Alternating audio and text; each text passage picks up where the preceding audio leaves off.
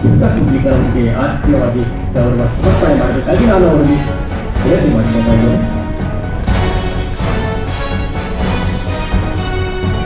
ಬೀದರ್ ಜಿಲ್ಲೆಯಲ್ಲಿ ಐತಿಹಾಸಿಕವಾಗಿರುವಂತಹ 2ನೇ ಶ್ರೀ ಮಹಾತ್ಮ ಗೋಲ್ಬರ್ಡೇಶ್ವರರ ಉತ್ಸವ ಕಾರ್ಯಕ್ರಮ.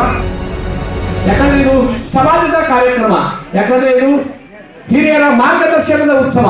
ಅಂದ್ರ ಭಾಳ ಬಡತನ ಇರ್ತದ, ಭಾಳ ಕಷ್ಟಗಳು ಇರ್ತಾವ. ಅಂಥದ್ರಲ್ಲಿ ಆಕಿನ ಉಪಜೀವನ ಹೆಂಗೆ ಅಂದ್ರೆ ಯಾವುದೇ ಆಕಿಂದು ಸ್ವಂತ ಕಟ್ಟಡ ಇರೋದಿಲ್ಲ. ಇವತ್ತು ದುಡಿಬೇಕು, ಬಂದಿದ್ದರಲ್ಲೇ ಉಪಜೀವನ ನಡೆಸಬೇಕು.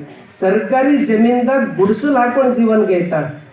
ಕಷ್ಟದ ಮೇಲೆ ಕಷ್ಟ, ಅಂಥದ್ರಲ್ಲಿ ಗಂಡ ತೀರು ಹೋಗ್ತಾನೆ.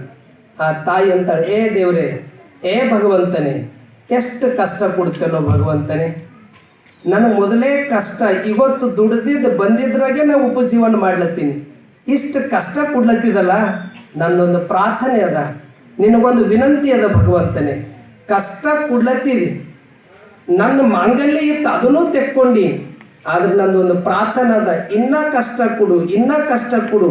ಆದ್ರೆ ಒಂದೇ ಪ್ರಾರ್ಥನಾ, ಎಷ್ಟು ಬೇಕಷ್ಟು ಕಷ್ಟ ಕೊಡು, ಆದ್ರೆ ಆ ಕಷ್ಟ ತಡಿತಕ್ಕಂಥ ಶಕ್ತಿನೂ ನೀನೇ ಕೊಡು ಭಗವಂತನೇ, ನೀನೇ ಕೊಡು ಅಂತ ತಾಯಿ ಪ್ರಾರ್ಥಿಸ್ಕೊತಾಳೆ. ಅದ್ರ ಜೀವನದಾಗ ಏನಾರ ಆಯ್ತು ಅಂದ್ರೆ ನಿರಾಶ, ದುಃಖ. ಇನ್ನು ಕಾರ್ಯಕ್ರಮ ಮುಗಿದಿಲ್ಲ, ಇನ್ನು ಅನೇಕ ಸಾಧಕರಿಗೆ ಸನ್ಮಾನ ಮಾಡುವಂತ, ಯಾಕಂದ್ರೆ ಇದು ಸಮಾಜದ ಕಾರ್ಯಕ್ರಮ, ಯಾಕಂದ್ರೆ ಇದು ಹಿರಿಯರ ಮಾರ್ಗದರ್ಶನದ ಉತ್ಸವ. ಆಯೋಜನೆ ಮಾಡಿದಂಥ ವಿದ್ಯಾರ್ಥಿ ಸಂಘ ಅಧ್ಯಕ್ಷರು ಸಹೋದರ ಸಂತೋಷ್ ದೊಳಪ್ಪ ಅವರೇ, ಮತ್ತು ಮೊದಲನೇದು ನಮ್ಮ ಕ್ಷೇತ್ರದ ಗುನ್ನಳ್ಳಿಗಾಗಿತ್ತು, ನಾ ಜಿಲ್ಲಾ ಪಂಚಾಯತ್ ಮೆಂಬರ್ ಇದ್ದವಾಗ. ಎರಡನೇದು ಇವತ್ತಾಗ್ಲದು, ಕರೆಕ್ಟ್ ಅಲ್ಲ ಸರ್? ಸಂತೋಷ್ ಕರೆಕ್ಟಾ? ಇದು ಎರಡನೇದ?